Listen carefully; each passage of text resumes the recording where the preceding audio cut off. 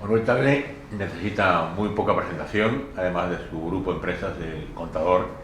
y es el presidente de la Bolsa de Comercio de Córdoba. Y queremos agradecer por recibirnos a Civilitas para esta breve entrevista. Estamos hablando hace unos segundos fuera de cámara, la que creo que puede ser la primera pregunta. Obviamente la economía, la política argentina necesita cambios estructurales, cambios de fondo, cambios tal vez duros, dolorosos. Y la pregunta es si va a alcanzar con los 4 años del posible próximo gobierno para que todo eso se produzca, o hace falta más tiempo, no le van a dar más tiempo. ¿Qué piensa usted? Bueno, es una pregunta difícil, espinosa, porque el país obviamente viene de muchos años de errores, de desaciertos en la construcción política y en el manejo de las cuentas públicas. Hemos generado grandes desequilibrios,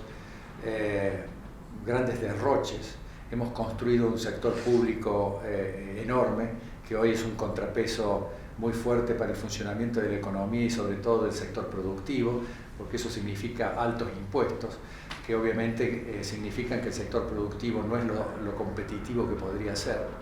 Y obviamente esto requiere de medidas fuertes para corregirlo. La sociedad ha advertido que este proceso de decadencia argentina, de frustración que venimos desde hace tantas décadas, por la introducción de este populismo, que en definitiva es la versión moderna del socialismo en el mundo, no funciona, no genera riqueza, no genera prosperidad, no genera bienestar, sino que por el contrario ha generado pobreza, ha generado indigencia, ha generado insatisfacción en la sociedad, y por lo tanto esto hay que corregirlo. Y para corregir esto obviamente se necesita determinación, convicciones, claridad conceptual en los gobernantes que asuman este proceso de cambio, y creemos que las condiciones están dadas para que se produzca en el próximo gobierno. Ya hay un intento en este gobierno actual de ir hacia la ortodoxia, pero obviamente hay que tener cierto apoyo político, cierta determinación, que no sé si este gobierno lo tiene, no sé si el ministro lo tiene, hay que verlo. Pero lo importante es que el próximo gobierno sí lo va a tener que hacer, y creo que hay que perderle el miedo a ese proceso, porque efectivamente hay que corregir desequilibrios, hay que corregir desórdenes en las cuentas públicas, hay que ordenar el Estado fundamentalmente para que el Estado sea un Estado eficaz, un Estado eficiente, que cumpla el verdadero rol que tiene que cumplir, y para eso hay que introducir reformas estructurales importantes, y eso va a tener un cierto grado de sacrificio, un cierto grado de trastornos iniciales para la población, para la sociedad. La sociedad me parece personalmente que lo advierte, que está esperando que eso se produzca, porque advierte que lo que venimos viviendo no es consistente ni sustentable. Por lo tanto, hay que hacerlo, y creo que hay que transmitir a la sociedad también que este cambio va a ser un cambio que va a generar este sacrificio inicial, pero va a ser corto. Después la sociedad y los sectores productivos advierten rápidamente que el proceso de estabilización es consistente, es serio, y sobre la base de la estabilidad, de un inicio de la estabilidad, comienza la confianza, comienza la previsibilidad en el país, y eso genera un shock de confianza, de optimismo, que empieza a contrarrestar el proceso del desánimo y de las dificultades iniciales de los cambios que acabo de describir. Entonces, este proceso hay que saber que hay que hacerlo, hay que explicarlo con claridad para que la gente lo comprenda, lo asuma y lo acepte, y al mismo tiempo sepa que va a comenzar a vivir una época sobre la base de la estabilidad monetaria, una estabilidad que no va a venir de la noche a la mañana, pero que ya el comienzo de un proceso creíble y serio de estabilización genera confianza. Genera en primera instancia los créditos indexados,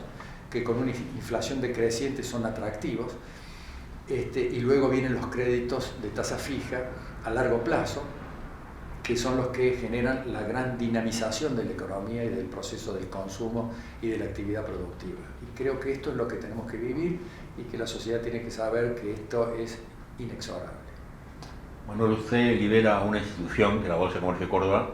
tal y como se ha hablado, hace 122 años que existe, y hace 122 años que viene proponiendo una mirada estratégica sobre la economía de la provincia. Si usted estuviera ahora, tal y como está frente a mí, frente al futuro gobernador de Córdoba,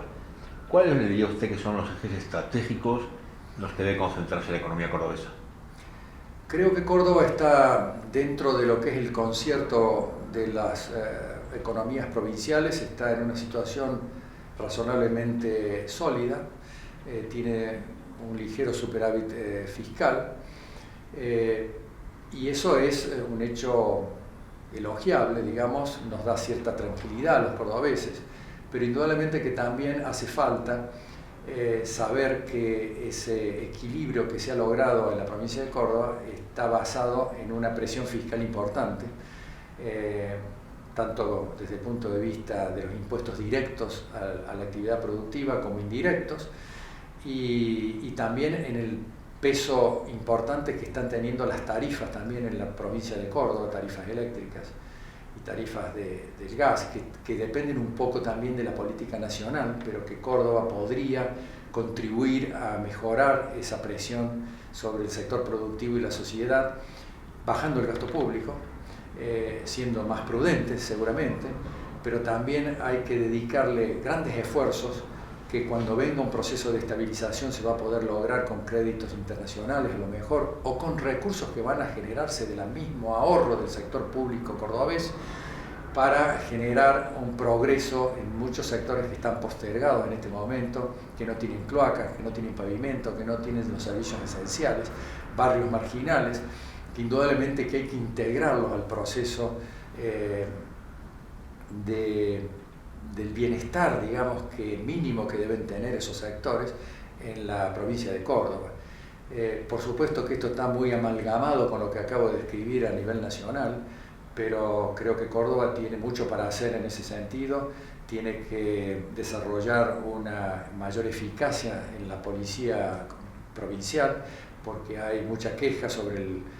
la inseguridad en Córdoba, así que si bien estamos mejor que otras provincias seguramente, hay muchas cosas que aún están pendientes, que hay que hacer, que hay que introducir para que Córdoba se constituya definitivamente en una provincia digamos, confiable, creíble desde el punto de vista de la seguridad, del progreso y del bienestar.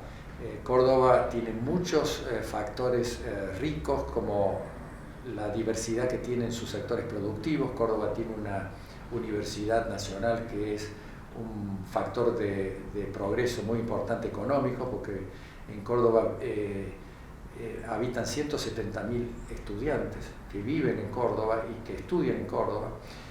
Tenemos el turismo como un factor realmente muy interesante con las sierras de Córdoba, tenemos la minería, tenemos fábricas de cementos muy importantes, tenemos la industria automotriz que se ha desarrollado hace muchas décadas y que todavía está vigente e importante con toda la red de autopartismo que es importante en Córdoba. Tenemos por supuesto el sector del software, que es en Córdoba muy importante, que está generando exportaciones